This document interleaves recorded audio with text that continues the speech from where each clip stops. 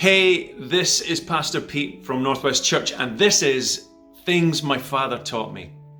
Years ago, when I was at Bible College, I went down to London to intern at a church down there run by Reverend Johnny Barr, who was probably one of the greatest men of God to walk this earth.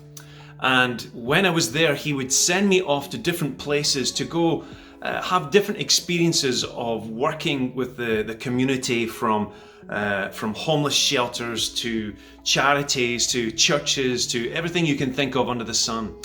And there was one day when I was meant to go to the other side of the city, and I was walking there. Well, I'd taken a train and then I had to walk the rest of the way.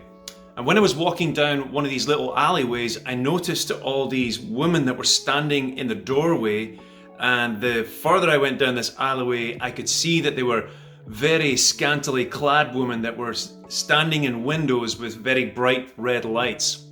And I came back to Scotland and I told my dad about that story, and he said something that has always stuck with me. His reaction was really intense. I remember him saying, "Son, oh no, never walk down those streets. No. Son, if you ever find yourself in that place, you need to run. Don't walk, run." And I remember how intensely he said it.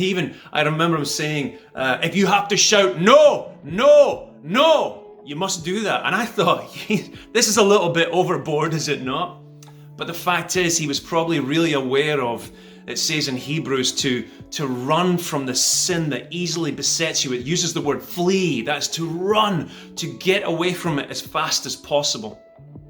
Even when I was young, I remember that he sometimes would have me go on a journey with him when he was ministering at a church. And I remember this one time asking my mum, "Why do I have to go with him?"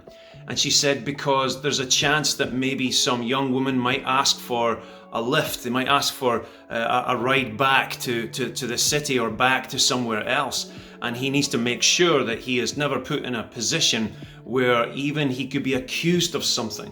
In fact, in 1 Thessalonians 5, it says to avoid the very appearance of sin.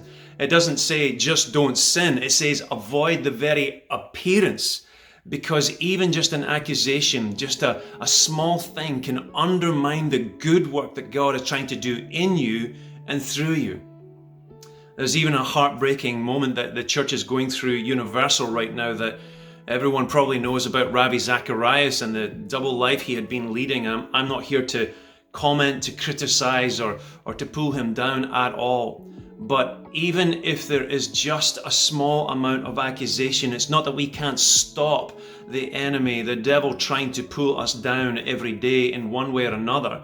We need to know that God will actually help us to resist these accusations. But if we give any room for him to get into our lives, then that's when we know that he will undermine the great things that God is trying to do in us and through us. I want to encourage you, if there's anything that you need to run from, if there's anything you need to get away from, I want you to run. Don't walk. Run. Don't walk. We love you guys.